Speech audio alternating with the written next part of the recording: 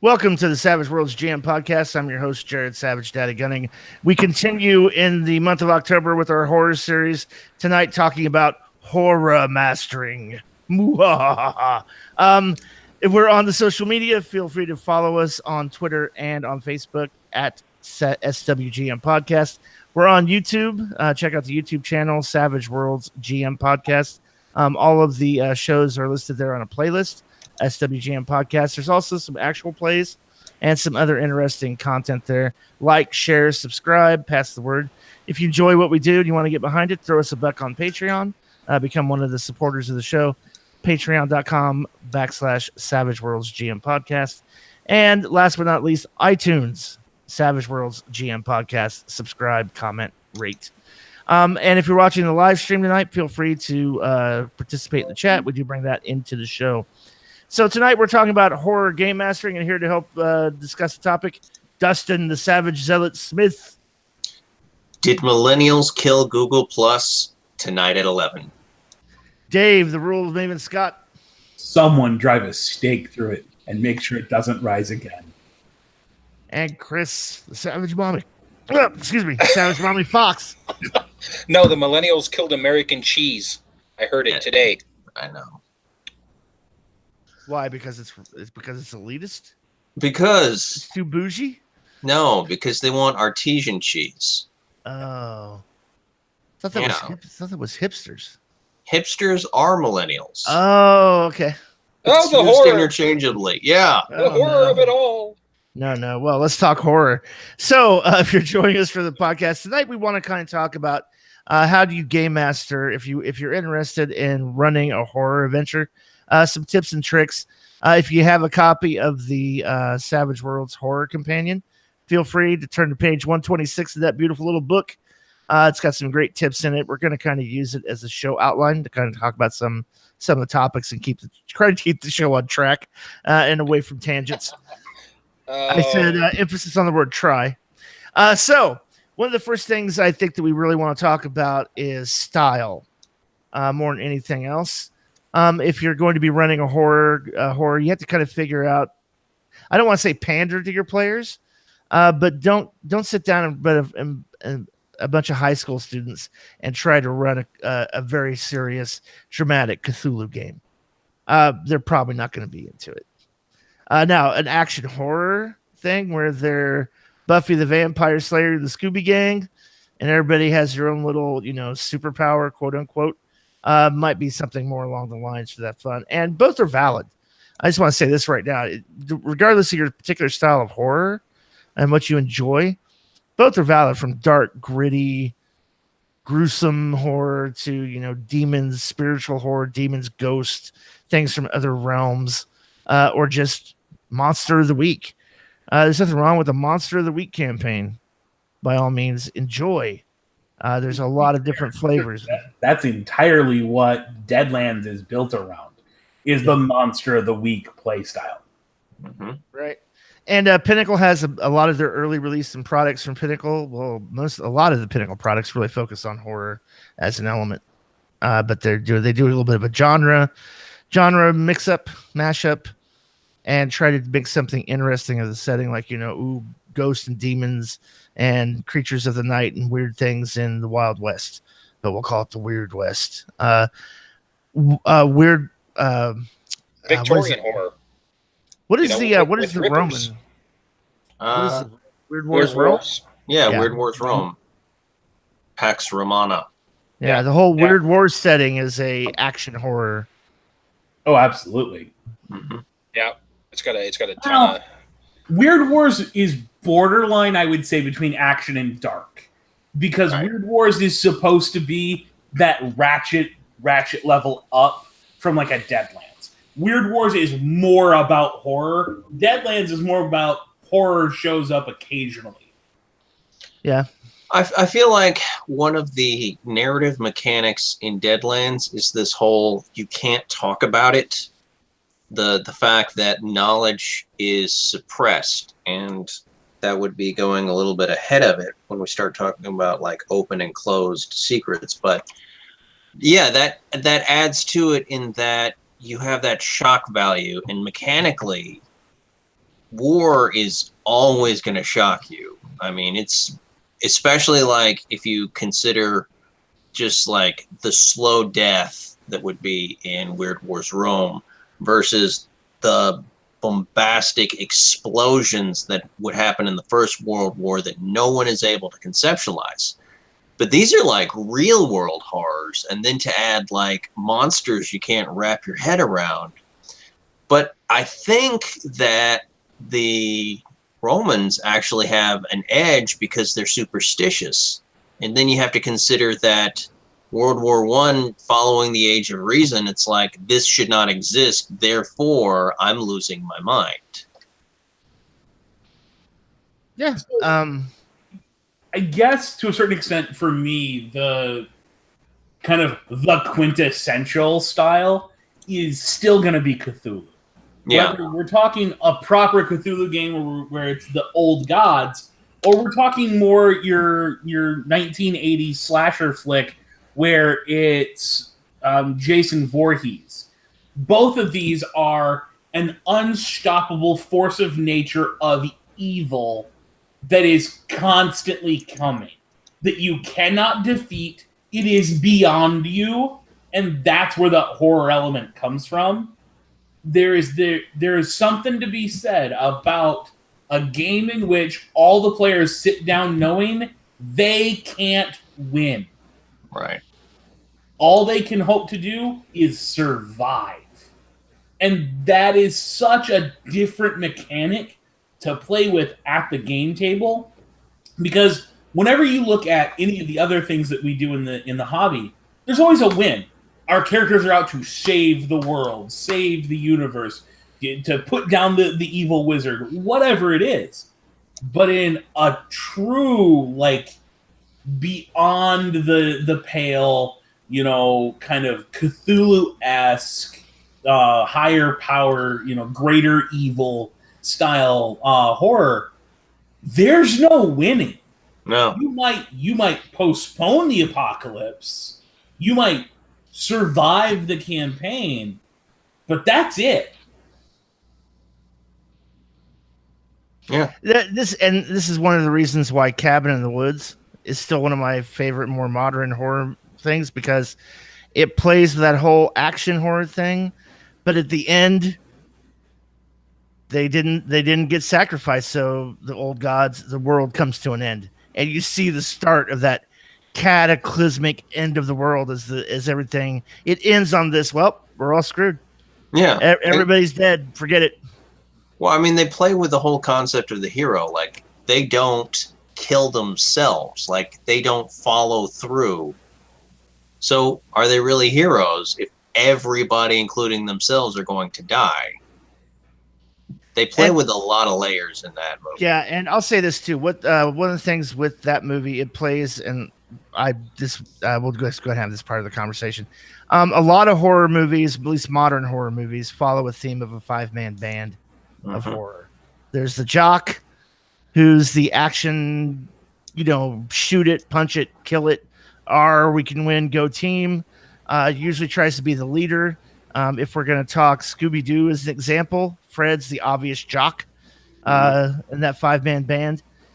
Then you have, the smart girl, the slutty girl, the cheerleader, basically. And there's this, if you go and just do anything on TV tropes and look at Cabin in the Woods, it'll give you this breakdown. It also exists in A Nightmare on Elm Street. It exists in the Texas Chainsaw Massacre. It exists in any of the Halloween movies, or what's the other one? The Camp Crystal Lake, Friday the 13th series. Yeah, it's a very classic trope of a 5-man band in a horror, usually teenagers. There's usually like a stoner or the antisocial outcast, blah, blah, blah. Yeah, and you'll recognize these character themes and tropes over and over and over again. It's because they intermingle and play very well with each other. And there's a little bit of a morality tale in all of that trope where the final girl, quote unquote, is the smart virgin, not necessarily always virginal, but the smart virginal person who is the sole survivor out of that entire group. Right. Anytime it's a sole survivor, it's typically virginal. Yeah. And it's typically the slut who gets an ancillary character killed first. Right. The first death almost always comes not from one of the 5-man band, but from whoever was boffing the slut. Or like that's even true when you get where they reverse that and the slut's a guy, where it's whatever girl was boffing him ends up being the first target of the killer, and so it's an interesting aspect where even as we see a lot of these tropes are becoming more and more progressive as time goes on. You go back to the 80s, and it was right down the line. Like the jock was white, the stoner outcast would be a minority. The slut was always white and female and a cheerleader. Whereas now you can have a pretty decent mix of who is who. But interestingly enough, the formula didn't change. They just kind of changed the trappings, as we would say in gaming, of who filled the spot. But the formula is still the same. It's still going to be, the slut gets somebody killed early, and then you're going to have the scene where the slut character is running away and is running into danger, but is completely oblivious to the fact that they're doing that because they're a dumb character. You're going to have the jock trying to protect them and getting themselves in trouble. You're just going to run into those things, even in the most modern versions of this. I gotta tell you, there's this one scene in the original Scream where the guy is coming for Rose McGowan, and traditionally he would murder the crap out of her. She beats the living hell out of the guy for like 5 to 10 minutes and then gets killed by a door. That always threw me right there. Yeah, Scream played a lot on those tropes too. Really try to twist them and put them on their head a little bit. Mm-hmm. But yeah, I mean they exist in like almost any modern horror thing where it's a group of kids, a group of teenagers, usually college students, and it's a lot of people said it's really a morality play. It's really an allegory and a morality play about the people who engage in sex and drugs, and they're killed, they're murdered. Yeah, I mean, like in the 80s, back in TV shows, He-Man, Thundercats, G.I. Joe, Transformers always had this sort of moral message at the end, like warning you or telling you how to call 911 or what you should do if you're poisoned. Right. And the reason why they did that is all of those shows were a commercial to sell toys. And the only way that people would actually say this is just marketing crap is to actually try and put something moral in there. Well, and they all do the family friendly violence thing too, right? Like, no, now instead of guns, it's laser beams, and you never see anybody bleed, and we don't talk about death. We do all this other stuff. Yeah, laser beams can't kill you. That's right. I feel like Cobra would have been much more effective if they just weren't shooting up into the sky the whole time. Yeah. So let's talk about that for a second. As far as how it applies to style, we've talked about like there's the dark, which is your grim, gritty, no one gets out alive, but it's still high action. You've got your traditional action, and then you've got kind of your greater evil, where it's the Cthulhu-esque.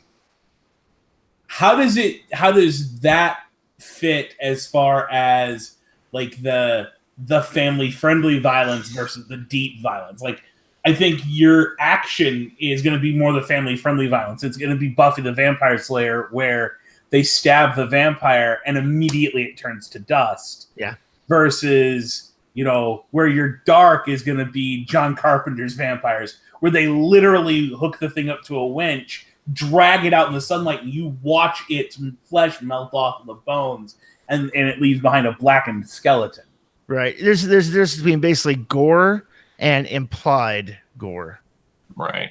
Like I would say if anything happens in a horror movie where you involve children as an NPC, whether unless they're the vampire, of course, let them brutally eat somebody in front of everybody because that's great for shock value.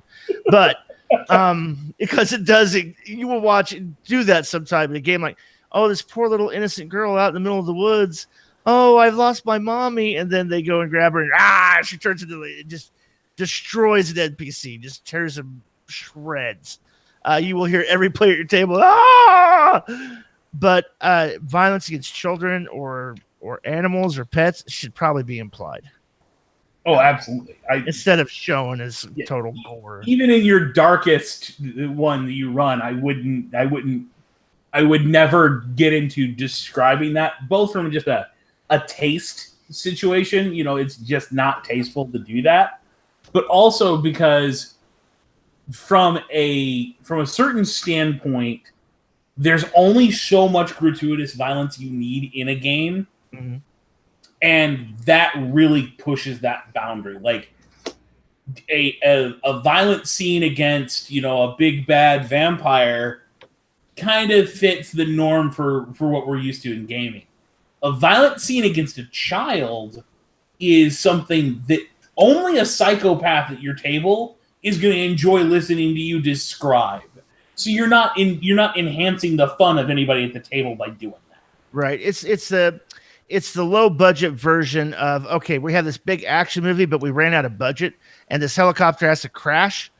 So instead of like actually crashing a helicopter, we'll have the pilot take it behind a mountain and then we'll set off an explosion. Yeah. It's that kind of thing. You see the family dog that's supposed to be protecting everybody, and race over the hill against the zombies, and then followed by a and then you see the zombies come up over the hill. It's that kind of thing. That plays a little bit into your style at the table and your tone. I would say that one of the things you can do as far as tone, once you decided, we're going to have an action movie here, we're going to have a more of a dark, mankind wasn't meant to know, elder gods, or if it's a complete slasher, torture porn, whatever you're going to run. I think one of the hardest things to do is set that tone early on. And I think the best way to do that is show, not tell. You have the most horrific thing that can happen to an NPC. You just see an NPC gutted in front of the group, and it sets the tone of, oh crap, that's the kind of world we're in. That's the kind of thing this elder vampire can do. Like you have like, a bunch of like, let's say they save somebody from an attack of all these like young vampires, and you pull everybody into a church, and everybody's like, oh, okay. Whew. All right. And then right while the NPC's talking, you have the vampire pull, like his fist goes through his chest and pulls his heart out, and then he drops in front of me while the vampire sucks all the blood and everything out of that heart he's holding. That sets the tone for, oh crap, the vampire can come on holy ground. The vampire is incredibly strong. Holy crap, holy crap, holy crap.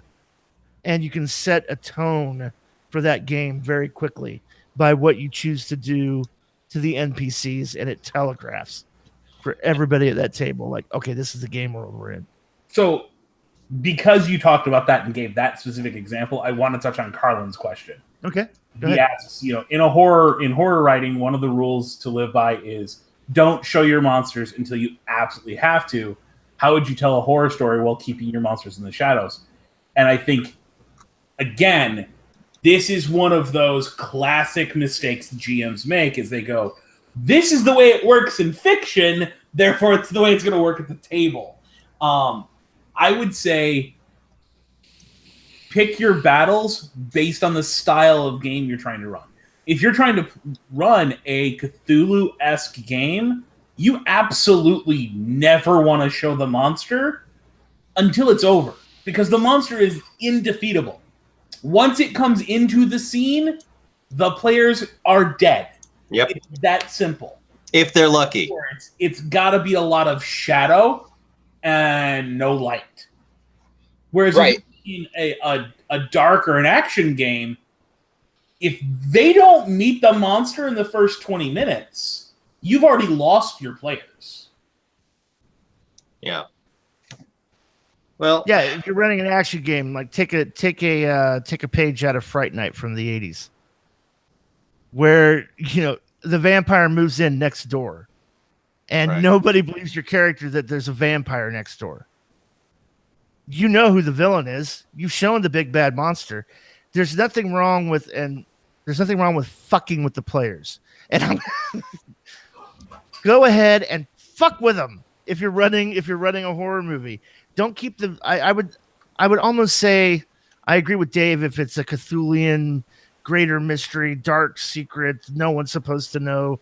Nobody, it's forgotten lore about the sleeping gods and all this kind of really intense investigative type game. Absolutely, you don't show your monster. If you're running an action horror movie, you have videotape. You bring the guys in and go, okay, well, we had to kill this thing.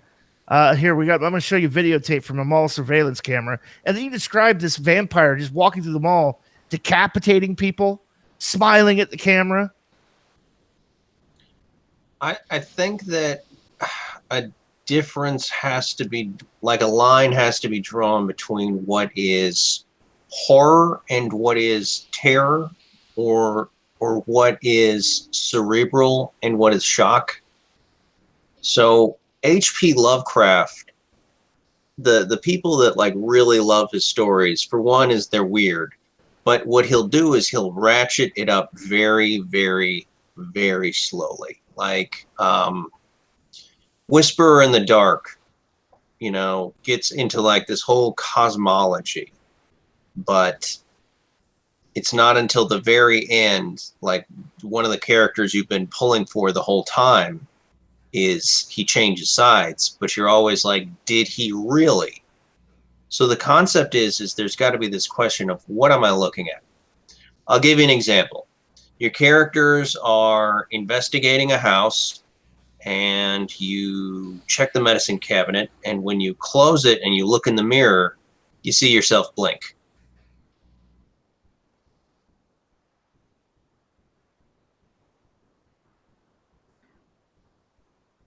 When's the last time you ever saw yourself blink? I mean, I see what you're saying now. Yeah. What I was going to say, I mean, it might kind of sound kind of like I'm joking, but he says while you're trying to keep him in the shadows, keep the monster in the shadows. Do that classic out of the corner of your eye, you think you see the big hulking, slasher, and you turn around and you don't see anything. Or you look out your window and down the block, you think you see something, but you don't. And use those. I mean, it's very tropey and cliche, but keep them in the shadows.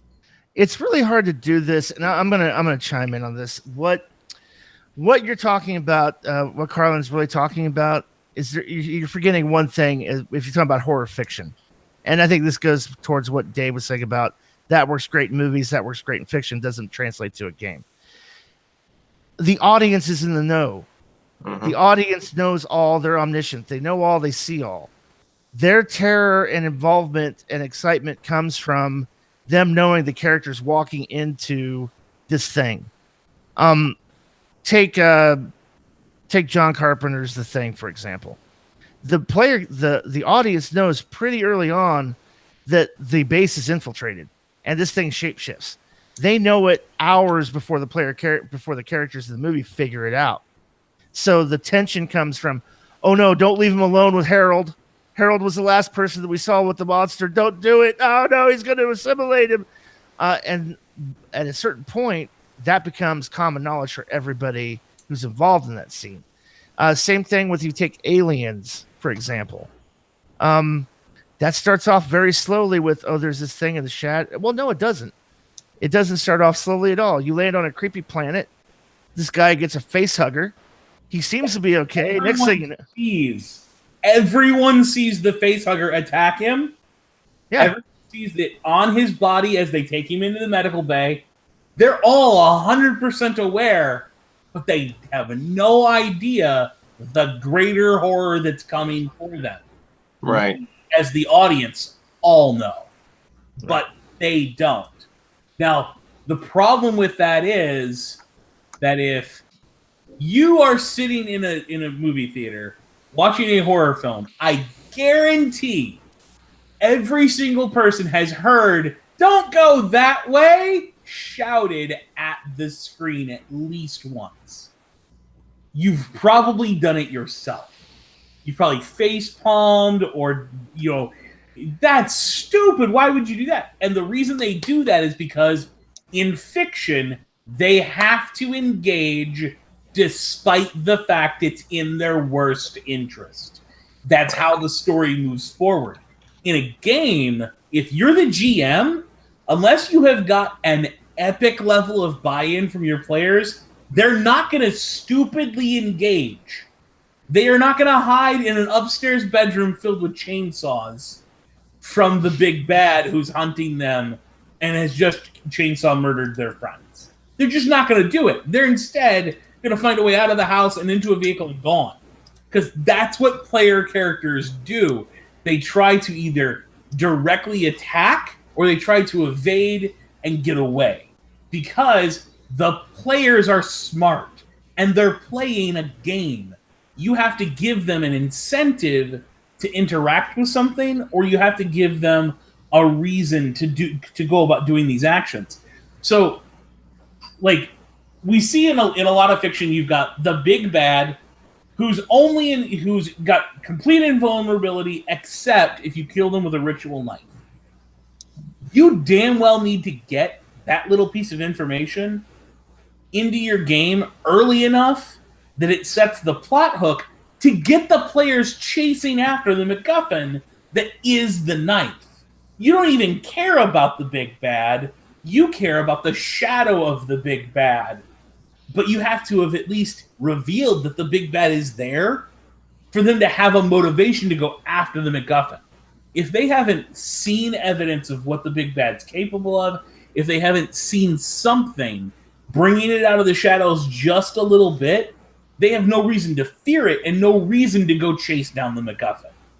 At the same time, if you throw the big bad at them in the first 15 minutes and it's invulnerable, most of the time you're going to have a TPK. Yeah. And I'm going to tell you this right now, very few groups actually will have their characters engage in combat and then run away. Most of the time, when player characters run from something, they run from it before engagement. They look at it and go, oh shit, that's a dragon. We can't take a dragon. We're going to dip. You would hope. You would hope they would do that. Well, don't get me wrong. And sometimes they'll just charge the dragon.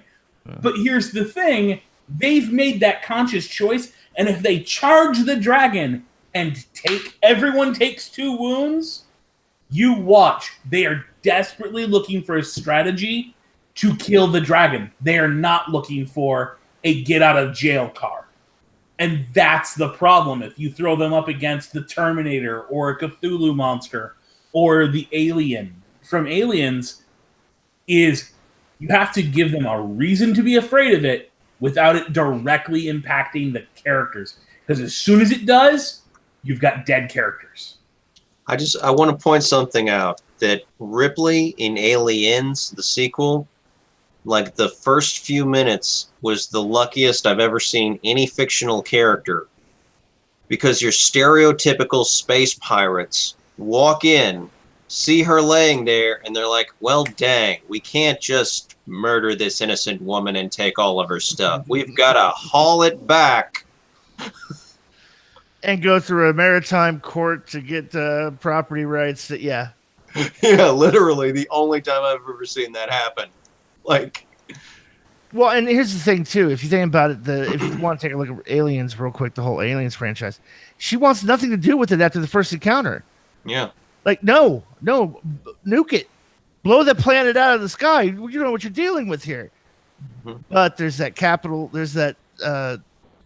Greed of, we can manipulate this thing and weaponize it and repurpose it, so we're going to kind of force you into an impossible situation and make you go where you don't want to go. I mean, they step all over Ripley's player agency. I mean, make it impossible for her. Which again is why this works in fiction. It doesn't work in a game. Right. As a GM, you can't get the players to do anything. You can entice them, but fuck off trying to actually get them to do any goddamn thing. Whatever you have set it up there's the perfect narrow pathway for your players to run down, and they will absolutely throw grenades down that pathway and go the other way. Yep. Well, the other thing too is once players engage in combat, they're all in. And what I've seen, like every player I've ever played with, the second they take the first strike, they're standing there toe to toe until they take the last strike. Which They don't retreat. Right. They do not retreat. And that's something that you just, I mean, we talk about all the time that you can't do in Savage Worlds. Mm-hmm. You know? So the next kind of thing in the horror companion talks about like what genres you can do. We've actually got a question from Jody Connor as well in regard to that. Does horror methods change by genre? And I think we've edged on this quite a bit in that, yeah, if you're playing an investigative genre game, and again, this doesn't matter if we're talking action, dark, or greater evil. If you're playing an investigative genre game, the way you're introducing the horror components is very different than if you're playing a pulp or a fantasy or a sci-fi game. A sci-fi game, the horror might actually come from the computer actually having the information. Right. Versus not having it. You might have too much information and know exactly how fucked you are. I would like to point out, just spend a minute thinking about how different life would be without phones. That whole any port in the storm scenario becomes very different because you have a situation where your cell phone works and you can call for help while you're stranded in the woods versus the cabin is surrounded by some creatures that burrow through the ground and it's 1888. There's no concrete foundation. It's a dirt floor. Yeah.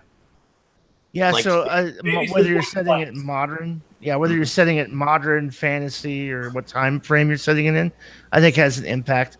I think the basic building blocks and foundation of horror are always going to be a sense of helplessness. You take Aliens, for example. They have all the artillery in the world that should be able to mow everything down, and they're confident in their ability to do it. They're trained.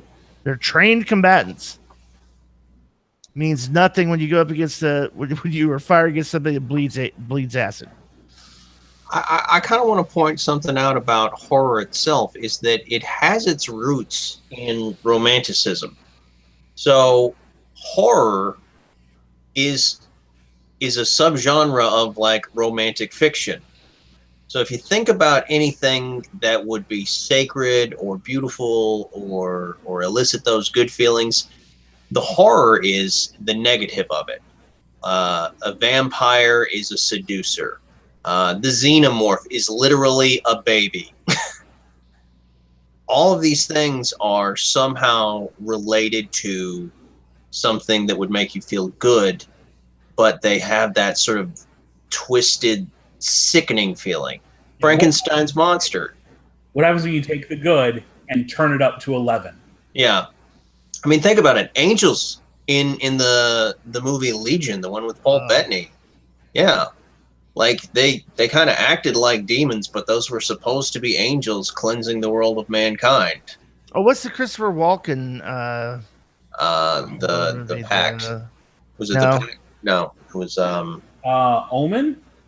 No, that's the one with the what's the name of that Damien. movie? To the Googles. Hold on a second.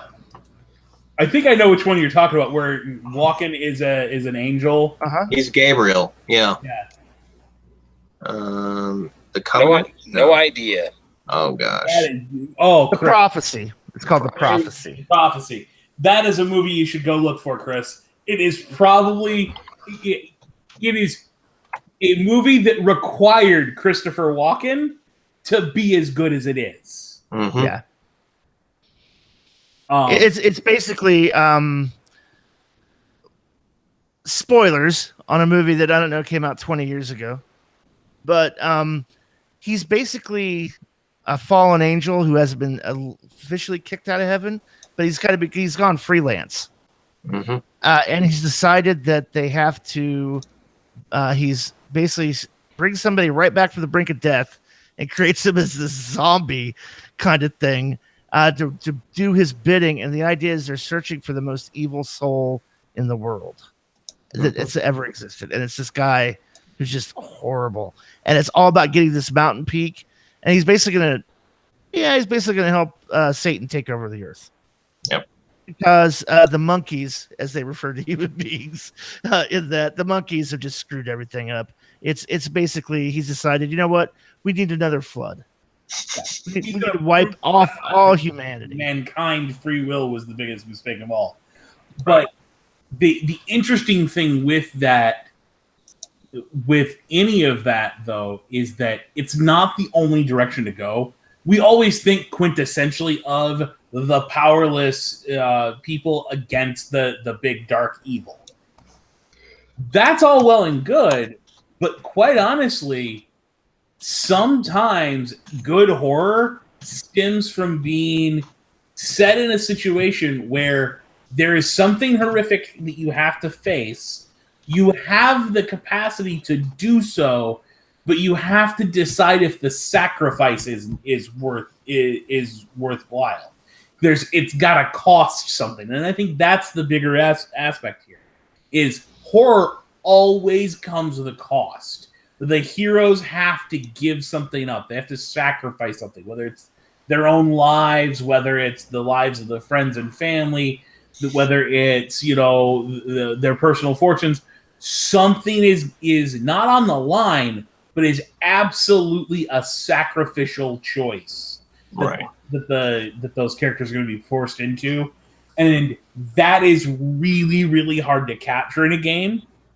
But it is far more engaging for your players than the traditional helplessness role, because quite frankly, as a player, helplessness feels like defeat. Yeah. If you hand out too much of that, if the players are constantly going, well, we can't do anything, they're going to want to play something else where they don't feel like they can't do anything. Right. They get fatalistic. Like, what's the point of even trying? Whatever. I'm not even going to roll dice. I'm just going to sit here and wait to die. That's what I'm going to do. That's my character. There has to be a little bit of cheese in the trap. They have to think they can get out of this. Well, and good horror will always talk about a roller coaster of tension. You slowly spike up the tension to a pinpoint and then suddenly release it. Right. And bring it back up and down. It's about a little bit. Pacing is very important in a horror. If you're going to run anything with horror, there has to be pacing. Like a really good example of I hate to use this. It's a really good example of horror, but it is the first season of Buffy the Vampire Slayer leading into the second season. That first season from episode 1 was a slow burn about setting up the master coming. And there's going to be, and not only was the audience aware of it, the player, the characters in the show were aware that it was taking place, that there were all these rituals being done. They were finding arcane lore. They were slowly setting up this thing to take over Sunnydale and turn it into Vampire City. And they knew what was coming. It was just looming, slow, trotting thing that was constantly coming at them. And they knew there was nothing they could do about it. All the characters in that find themselves in a position where they're not helpless in the face of the individual challenges they're facing. Unfortunately, they know they are helpless against the greater challenge that's down the road. And it's this constant momentum toward it. Now, Dustin, you had alluded to the open versus closed, the knowledge aspect of this, and I think that's a great example of the open. Mm-hmm. What about closed? Okay, so Deadlands Reloaded is closed. And by closed, what we mean is that there is a natural, normal world that we are supposed to accept. And then there is a world that exists that we can't wrap our head around. So it's like they're it's like this idea that in Reloaded you're not supposed to talk about the monsters because you'll be punished. So when you run across them, you can't understand them. Now, in a genre like, say, fantasy or historical, like way on back, it's kind of still open, but it's sort of it's obfuscated by the superstition. So when we reach the age of reason, where everything can be reasoned away and there's nothing but science, to have something supernatural exist in and of itself becomes horror. So, I mean, I would say the difference kind of on a more conceptual level between an open or closed knowledge system is basically the Matrix. Just kind of look at the Matrix. There's the what Neo are you? Are you was it Mr. Anderson Neo, where you have no idea what's going on, and there's this, oh, I live in this world and this is the world. Wait a minute, there's something else I sense, blah blah blah, but I don't know. Or are you, movie 3 Neo, who is a super god within the Matrix, who knows all and is aware of all? It's also to this idea of, is it whatever the thing is, the greater evil, is it public knowledge? Or is this we're trying to keep it on the down low because humankind would lose its freaking mind if it knew what was really going on? Your whole Men in Black type scenario. I think you've just tumbled to something that is a misconception that's not accurate. If the knowledge isn't public knowledge, but it's known to the player characters, that is still an open information game. Right. That knowledge is still open in the sense of from the game perspective. And that's that thing that as a GM will drive you insane, is whether or not you're going to obfuscate rules or information from the players because their characters don't know it, or whether or not that's going to be right out in the open. And I mean, a simple example of this is, it's a lot of fun to play in a Savage Worlds game where I know the parry, the toughness, and the initiative of the creature I'm fighting against. It's equally fun to play in a Savage Worlds game where I don't know those things. Where when I make my attack roll, I know I've hit or I don't know I've hit. Are two different types of fun. And that dichotomy is something you kind of have to choose early on for your game. Like, I know, and Chris, I'll shout out the recent interview you did with Shane, where he talks about the fact that, especially with one of the changes that's coming up for Initiative, he deals GM NPCs face down. He's the only one who knows where they act in the initiative order, and the players are forced to make their decisions not knowing when the NPC is going to get to act. That is a level of obfuscation that completely changes the way that combat is going to feel. Not knowing when I have to react will completely change my tactics than knowing, oh, well, they go after Dustin, so if I set Dustin up, he's more powerful to go before them. Versus, if I set Dustin up, maybe he gets slobber-knockered before he gets a chance to act. I don't know. Okay. So like, what you're saying then is like our concept is, we're the Van Helsing Society, and we're trained vampire slayers and investigators. That's an open system for the players. A closed system for the world, though, right? Rippers is a great example of this. Everyone is in the know. They may not know everything, but they're fucking in the know. What they're hunting are the horrible beasts and monsters of the world. Okay. Is there any level where that becomes part of the plot where they know, but it's a close as far as the world knowing, and they have to keep it secret? Does that play into it? ETU is entirely about combating evil on the down low. There's one or two professors who might get to know, but like there's even rules in there for what the players have to do to evade being picked up by the local cops. And and to stay off the radar for the dean and stuff like that. Like ETU is all about the players are in on something that the world is not. Yeah, and they have to keep that, kind of they have to hide what they're doing. Person gets ripped apart by a werewolf or a chupacabra or something like that, and then the newspaper is going to spin that so it's a bear or a rabid dog or something like that, where you as a player, what's going on, the world doesn't, and when you try to share that with the world, you end up in the padded room wearing a really nice white jacket if you're not careful with who you're telling this to. And we're playing ETU right now. We're doing the plot point campaign, and the guy running it, did the great little trope of we're out in the woods, and I don't even remember what we were getting attacked by, but we had video cameras set up and digital cameras, and of course they destroyed the video cameras and all of the digital cameras. None of the pictures came out; they were all blurry, and you play with that whole trope of what's going on, but you can't get the rest of the world to believe you. Yeah, right. Everything's a Sasquatch hoax. Yeah, in ETU. I'm gonna go ahead and throw something out there. If you're playing Deadlands, I would say that monsters don't show up because there's silver plating on the film. Like they develop it and they can't understand why they never see any of the monsters in the photos. It's because of the silver. Unless you have an epitaph camera. Right? And then you run the risk of it literally blowing up in your face. Well, yeah, there is that. Yeah.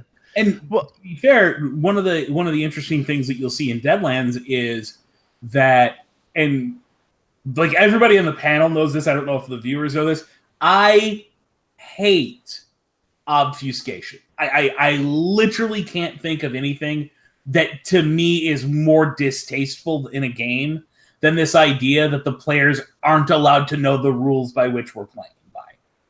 Deadlands does this in a big way. It's got entire mechanics like grit. The players section of the book tells you can buy grit, but we're not going to tell you what it does, what it's useful for. Talk to your GM. They know what that's for. And that's a big thing that they do because the players aren't supposed to be in on it. They don't know what the big bad is in Deadlands. That's that closed knowledge ideal, and there are mechanics that reinforce that. Whereas, again, ETU kind of walks this line. The players are in on it, but they're not allowed to let the world in on it. And then Rippers is full on, like everyone knows there's the creatures of the night that are fought by the Van Helsing Society. Right. There are certain points where Rippers is a horror game, and then there's other points where it's a superhero game. Oh, it's absolutely like a high action adventure at best, superhero at worst. Yeah, I think that's probably because you don't mix superheroes and horror that often. You really don't. And I think that's one of the ones where they pull it off.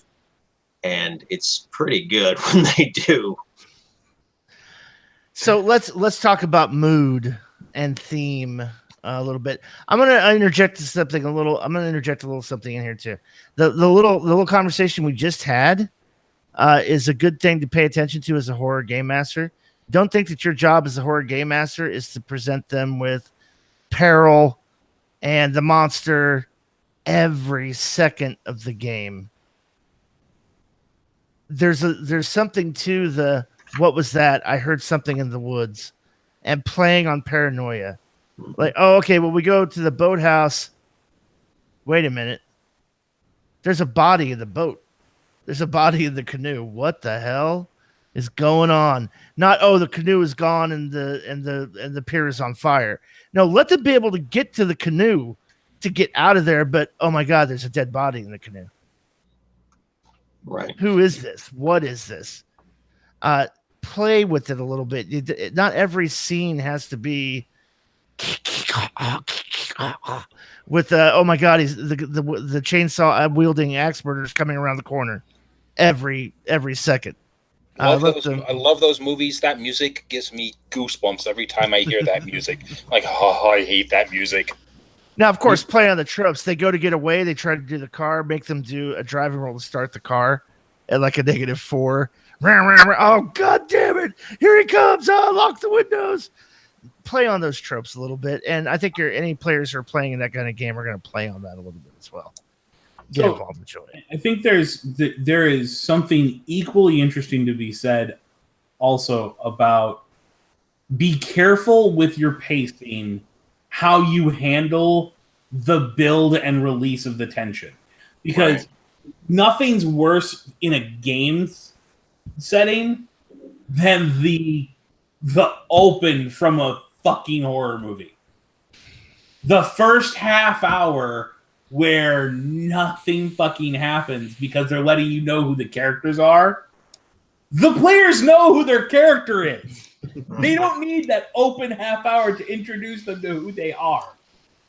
And for the most part, they probably even know each other's characters if you did a session 0, like we keep telling you should, so that you have those character interactions preset before they sit down to play that first session. You know why player A and player B are playing the characters they're playing off of one another in a certain way, whether there's a sibling rivalry or they're best friends or whatnot. You know those inter-party relationships before you sit down to run the first session, so you don't need to spend half the first session in this lull where you're just letting them all get to know each other. You mean the exposition dump? Yeah. Well, place for the first half hour of a movie. Well, even beyond the exposition dump, you've got the whole aspect of like the Cabin of the Woods. The first half of the film is dedicated to making the viewer, the audience, care about the kids, so that when the second half of the movie happens, there's a tension in the audience. You don't have to do that. Your players care about their characters. They are ready at a moment's notice to defend the precious. Trust me on this. And that's the thing that makes running a horror game successfully difficult, because your players are not only the audience in the traditional sense, they're also the participants. It can make it very difficult to try to balance that and do it effectively. And I'm going to say this. Controlling that, setting that up, is an egotistical illusion. You don't have control over that. Yeah. Don't think that you do. Don't even pretend for a second that you've got this on lock and you know how the characters are going to react or interact with each other. Present problems. Let them worry about the solutions. So from a tone perspective, Jared, would you say that half the battle is fought during session 0, during the buy-in, and the actual player management that the GM has to do at the table? I agree, absolutely. I think a lot of this is, listen, here's what I'm picturing for this setting. We're basically gonna do Camp Crystal Lake. Right. This is gonna be Friday the 13th. There's gonna be a chainsaw or axe wielding or machete wielding super serial killer that's out to kill everybody. You're going to be isolated away from, medical help or law enforcement, things like that. And you guys just basically have to try to find a way to survive. If everybody at the table is good with that and you get your buy-in with that, then when you show up at game night and you start playing, you can decide when bennies start hitting the table. And I'm going to say this right now. Use bennies as a way to reinforce tone. When the character does the obvious genre blindness, we're trying to hide. I'm gonna go hide in the tool shed with a bunch of sharp objects that could fall on me and kill me in a second if I back up too quickly. And you can see the player actively making that player choice for their character, even though it's the worst possible choice for them as a player, but they're doing it because they're trying to feed into the tone and the setting. Give them a Benny. Just give them a Benny when they do the genre blindness tropes kind of thing. Or they make a horrible decision that impacts everybody else in that game. Give everybody a Benny. Go ahead. I would say that how gritty and tense you want to make the session, you can also go, hey guys, we're not starting with bennies. Mm-hmm. I know Savage World says you start with 3 bennies. We're not starting sessions with bennies. Bennies are earned through gameplay only. It's one way to make a benny a very precious commodity too. Most of your players are going to hoard them for vigor rolls and stuff like that, for wounds and soak wounds. That's if you allow that in your game. So there's settings, kind of things you can think about and use to set the tone at the table about what the game is going to be by what rules you choose to enforce or use. Just doing something as simple as, okay, this game is going to use gritty damage from Savage Worlds. We're also going to use blood and guts from Savage Worlds. So you can spend bennies to reroll damage. You can spend bennies to soak. However, every time you take a wound and you don't successfully soak it, you're rolling on the injury table and you're holding on to it till that wound's healed. Yeah. And here's the interesting thing with that, and a lot of people don't really think about this because gritty damage isn't used often, but that is a double dip on the penalty. Right. Typically, an injury is going to be something like lame. Your character has a reduced pace, or one arm. They have an entire limb they can't use, or it's going to reduce by a die type one of their core stats, which is oftentimes going to be vigor, meaning that their toughness just went down. That's a big freaking punch to take on top of, the -1 that you have for having a wound. Mm-hmm. Yeah, but you can set the tone of that session 0 discussion by going, this is the type of game we're going for. These are the mechanics we're going to use to try to accomplish that. And then get buy-in. Buy-in's a nice word, a cliche word gets bandied around a lot. Oh, buy-in, and sorry, Mel, immersion. Listen, we all know we're not horny teens at camp counselors running from an axe-wielding maniac. We realize that we're who we are sitting at a table playing a game. Don't try to preach to me about immersion in a horror game. If you want to show up and fangs at a vampire game and drink tomato juice from a goblet, more power to you. They call that LARPing. Yeah. If you want to LARP, go ahead LARP. Now that being said, there's nothing wrong with setting a mood and a tone at the table with having spooky Gregorian chant music playing very lowly at the table, or Fox News in the background. Right. Or lighting the place with candlelight, using only candlelight to create a spooky type environment.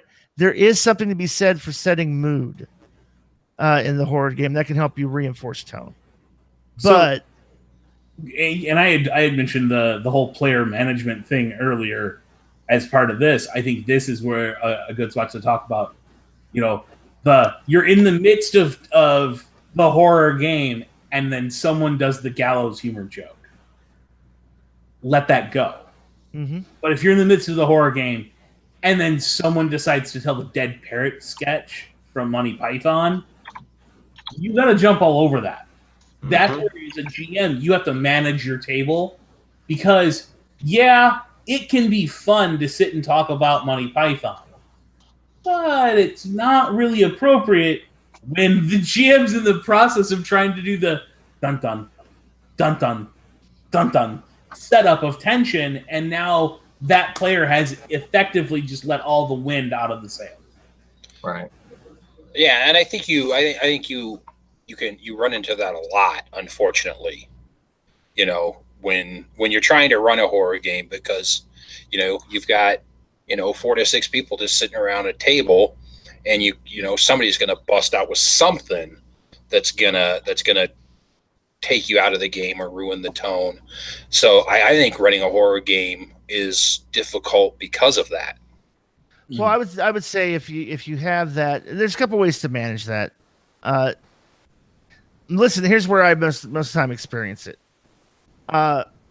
It's banter between the people who are not involved in the scene, trying to fill awkward silence and experiencing the tension on behalf of the other player who's involved in this. Oh my God, your face, there's a werewolf snarling inches from your nose, It's the guy who's not involved in that scene cracking a bad dog joke. At that point in time, go, hey, you know what? I need you to take the jokes and the fun and the laughter. You're not involved in the scene. Take it outside or take it away from the table. You're ruining the mood. Don't be afraid to go, hey, you know what? I understand it's tense. You're making a joke. Go ahead, take that away from the table. You're not involved in the scene anyway. If you're going to continue to do that, do it outside. There's also something to be said for just sitting there as a GM and doing the parental, not saying anything and letting the uncomfortable silence, when they settle down, letting the uncomfortable silence linger. And they're going, okay, we done with the jokes? Can we play now? There's something to be said for that tactic, even though it's slightly passive aggressive, and I'm not really big on passive aggressive, but there's something to be said for driving the tone home. Well, and I think a big part of this is, and we've talked about this before, some of the best GMs are parents, because you've learned to kind of, how to control the atmosphere around your kids so that they know when it's time to get their homework done, but they also know when it's time to, go outside and play, or they know when it's time to, get wild and wrestle around with dad in the living room or whatnot. And as a GM, if you know your players' tells, if you are familiar enough with your players at your table, you'll know when they need a tension release. And if you can be on top of that, if you can manage your table properly, you're going to have a lot fewer episodes of the truly kind of bad actor versions of what we're talking about. When you're playing in a game, and just to use a game we played not long ago as a great example, we were playing in a game where we had two redneck-ish characters, a plumber and a carpenter, in the woods camping, and it was all the things you would expect from two novice campers, set against the backdrop of a horror survival game. The Tucker and Dale versus Evil jokes were constant. And they weren't just like, oh, this is like this scene. No, it was like people would pull up video clips of that movie, and it was a constant thing. But the thing was, those weren't bad actor moments. Those were just players capitalizing on the tone that was already set in the game. But as soon as one of those players then goes to a Monty Python joke, or goes to, the latest stand-up comedy that they saw someone do, or they tell a joke about food, that's where, as a GM, that's when you have to shut it down. That's where you have to make the comment that, hey, that's outside of the scope of what we're doing, because while one is a good tension release for the players at the table so that the tension doesn't build too high, the other is a bad moment because it actually takes away from the tone of the game. A joke about zombies when you're playing a zombie game, not a bad thing. A joke about anything else kind of is, because it rips them away from the tone you've just spent however long in that current session trying to set. Right. Well, and one of the things you can do too, there's something to be said for the false scare as a tension release. You can also do tension release in the game. It doesn't have to be comic or comical relief. You can go, hey, the alley is dark. You're coming around a building. You're trying to get into this building. The alleyway is narrow. It's dark. There's not a lot of moonlight coming in. And as you look overhead, you can see the lamp. The night lamp has been busted.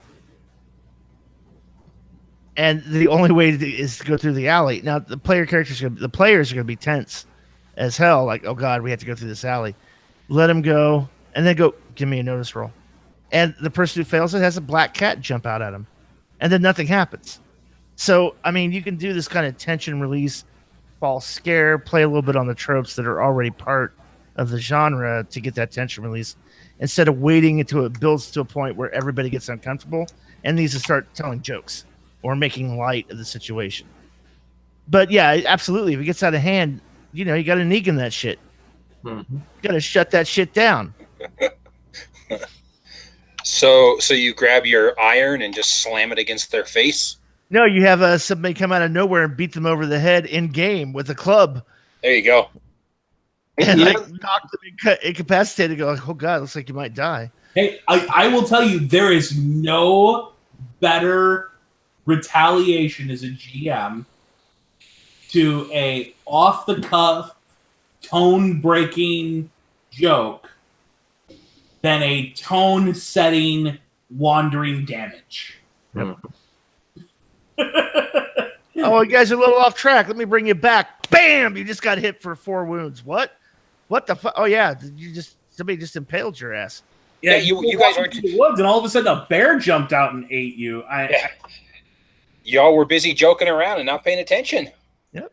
One of the things you got to know, like going back to just touching on Negan for a minute. One of the things that's really unnerving is how amicable he is. He's just smiling and telling jokes, and then he just cracks a guy's head open, and he's unfazed. And then he's like the world's most dangerous motivational speaker. It's like, because you can be Negan too. Well, the thing I love about that whole scene is him with going, okay, now I need everybody to just calm down. We're going to talk. He's trying to maintain order. And then when somebody tries something, he goes, okay, I believe it's a tense moment. We all lost our head. That's one. You don't get a second. I will shut that shit down. And then the second somebody does it, demonstrate that he shuts it down. He delivered on his promise. That's a real shame he had to die, but I told you assholes once.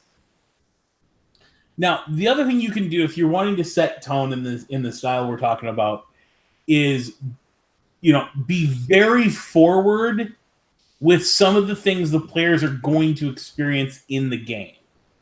And I mean, obviously we've talked about Dead End pretty extensively on the show.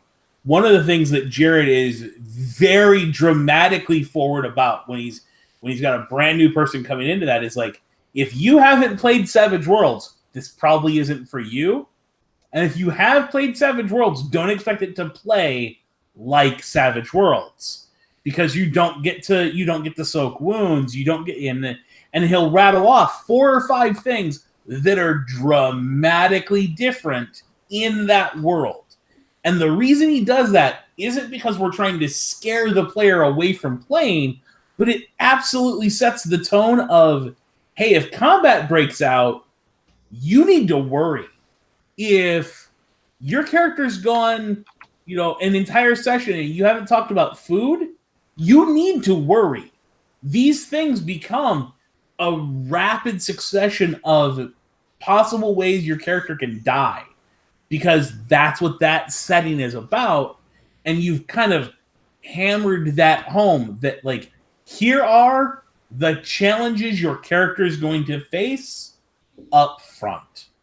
If you're playing, let's assume you're playing like War of the Dead or, again, Dead End, and you tell the players, if you take a wound, you are infected with the zombie virus. That suddenly, right there, the next time you deal initiative, everyone's butt puckers. Mm-hmm. Across the board, because you've already set, this could be the end of your character on 1 wound. Mm-hmm. 1 bite is all it takes. Yep. Yeah, I mean, also, like we said too, like just telling, hey, everybody gets 1 starting Benny. That's it. So don't bother buying luck or great luck. You get 1 Benny to start in this game, period. Or maybe you do buy luck and great luck because you only get 1 Benny in this game. But I mean, you can set that. We're using gritty damage. Here's what that means to you. Go ahead and say, here's what. Or let's do the reverse, because we're talking about something very gritty and dark and dangerous and a meat grinder. Let's reverse the other side. Go, hey, we're playing Die Hard meets Dracula. Right. Endless ammo. We're not tracking ammo. You just assume you automatically have an endless supply of ammunition. Here's what's different. Vampires can walk around in the sun. If you want to get a decent idea of something like that that's in a published product, take a look at ETU. ETU sets the tone very, very quickly that the cops always show up 15 minutes too late to do anything. Right. That all the bad guys, regardless of what they were, bodies don't stick around, whether they turn to dust or they melt or whatever narrative trapping you're going to apply or that individual bad guy, there's never a body left behind that you then have to explain.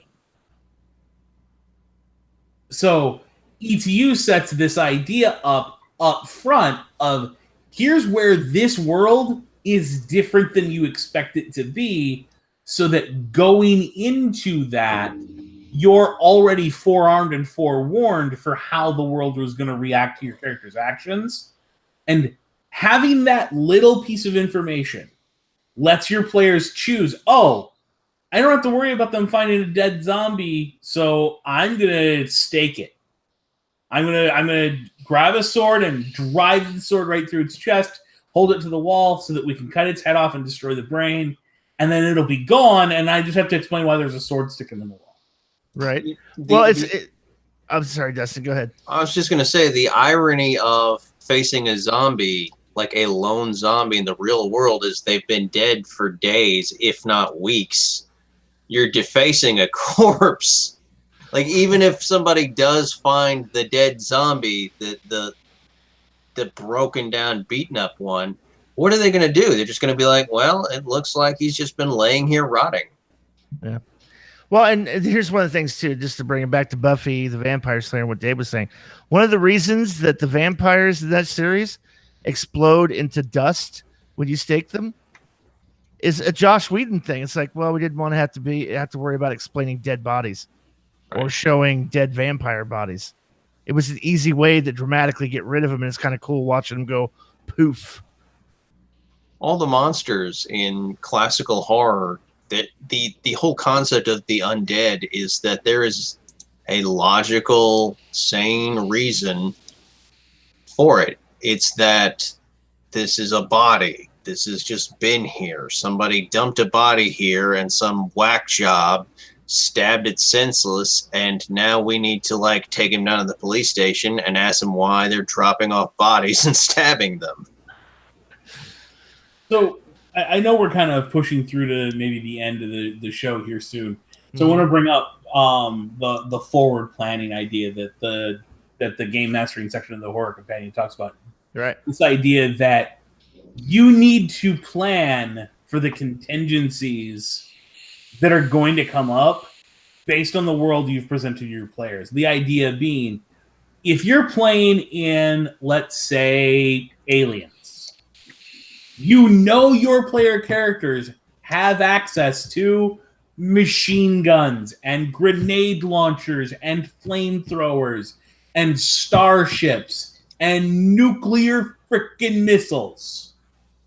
They have that tech. You need to be, as a GM, planning ahead for how does that get restricted in your world? Do they have to go and get in contact with the military? Is it really expensive? Do they have to have special permits?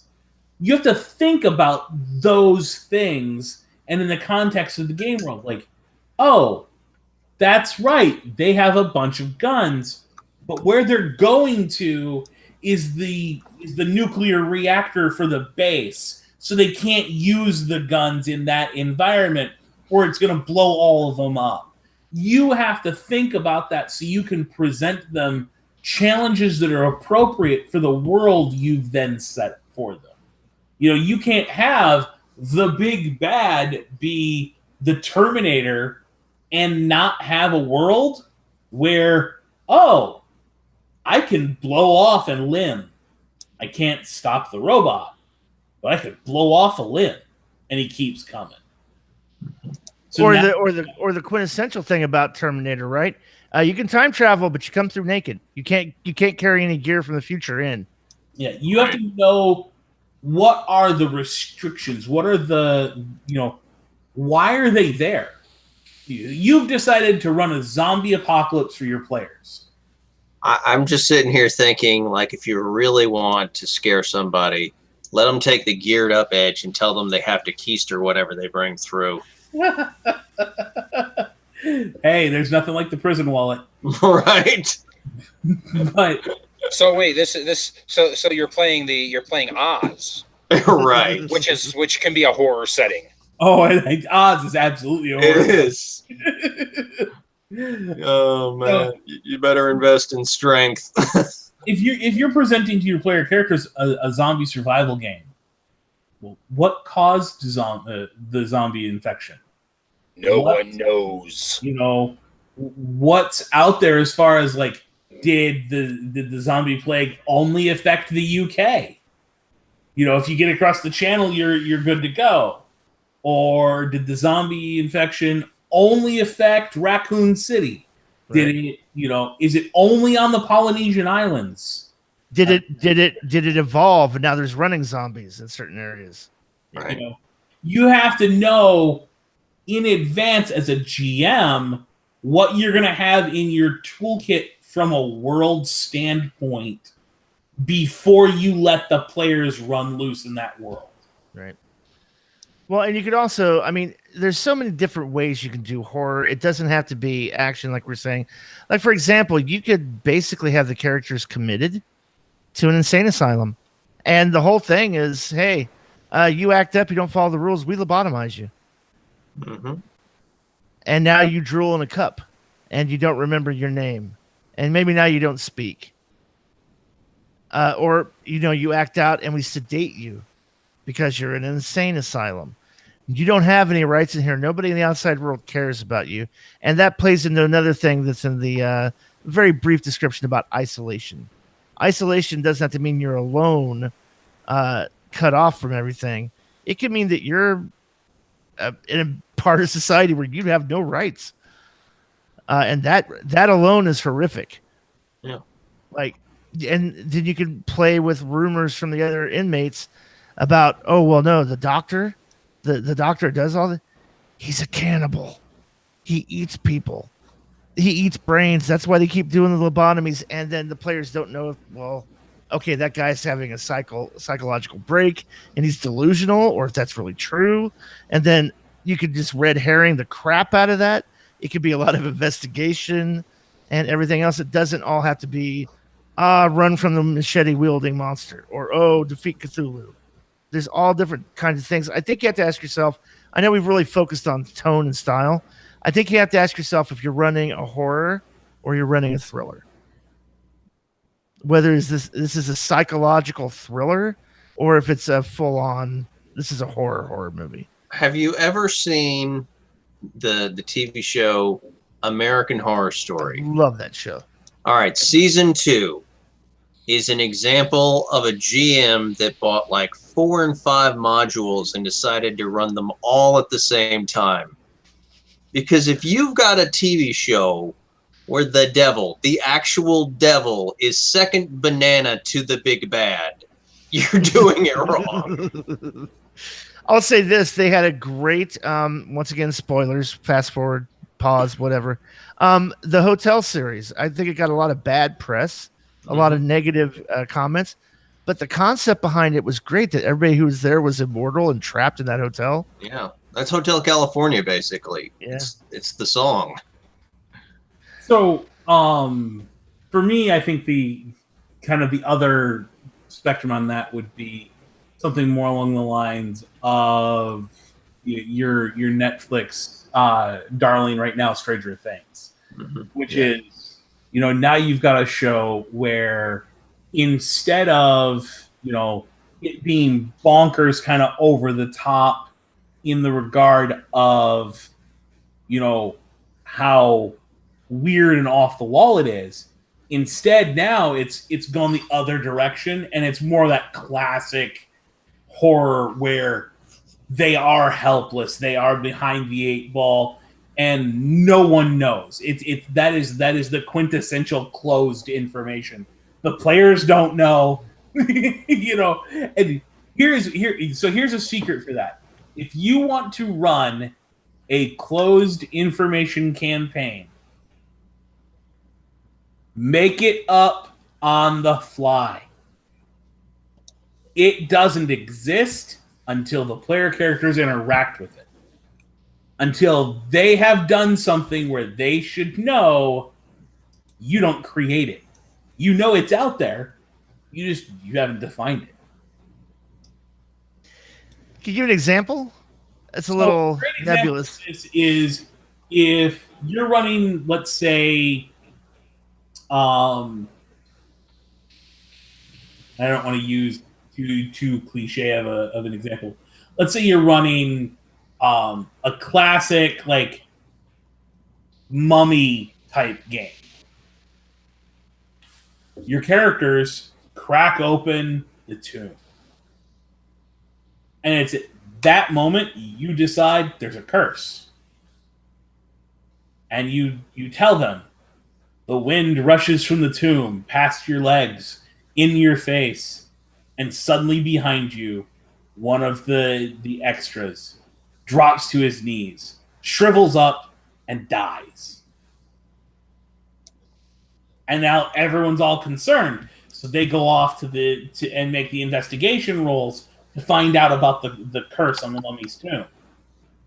And that's when you decide, okay, so what the curse does is X. Maybe it attacks one person a day. Maybe it attacks the first person it could affect.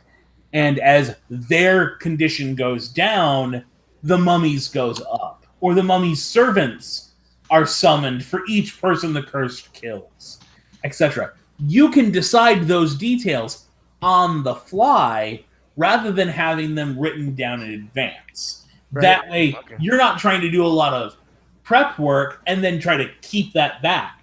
You don't have to worry about accidentally revealing something in bad foreshadowing if you haven't created it yet. That's a fair cop to run a closed system where even it's closed from you. Yeah. As a GM, you don't know what's going on until something actually happens and you make it up on the fly. So you're talking about literally pulling it out of your ass. Yeah. And to be fair, I can see the blood draining from Chris's face. That would stress me out to no end.